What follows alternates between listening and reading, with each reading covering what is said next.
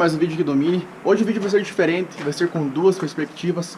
Uma delas é essa câmera, que eu vou deixar na posição aqui, ó, gravando escapamento pra vocês.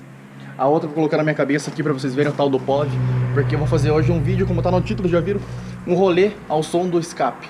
Só que ao mesmo tempo vocês vão estar, tipo, vendo eu dirigindo normal, com o som do escapamento dessa câmera aqui. Vai dar um trabalhinho na edição, então deixa o like, se inscreve e espero que dê certo o vídeo.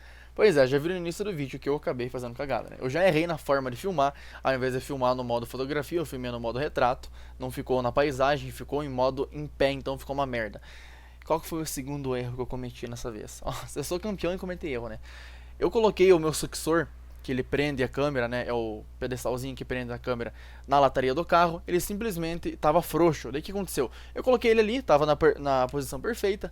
Na primeira hora que eu acelerei o carro normal, que eu fui sair, por ele não estar tão preso, tão fixo, ele simplesmente dobrou. E no ele dobrar, ele filmou só o céu.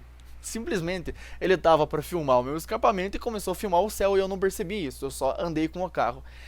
Para não perder esse vídeo que teve um som legal, teve o som do escapamento que era o que eu tava querendo filmar, né? Apesar de não ter filmado o escapamento, eu vou deixar bônus aqui para vocês. Eu vou deixar aqui as horas que eu acelerei e tudo mais para vocês ouvirem um pouco do ronco. E aí o próximo vídeo eu vou fazer um vídeo legal, decente, e agora eu vou acertar porque a gente aprende com os erros.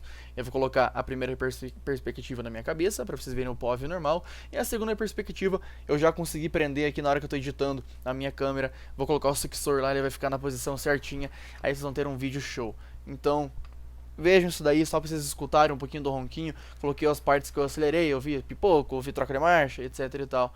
E me perdoem por esse erro, mas só pra não ficar paradinho aqui, pra vocês terem um gostinho de um vídeo bem editado, bem feito e bem filmado. Fiquem com essa parte aí, que eu prometo que pra vocês o próximo vai ficar show de bola, beleza? Desculpa aí, e é nóis. E curtam um pouquinho do vídeo que vai ter.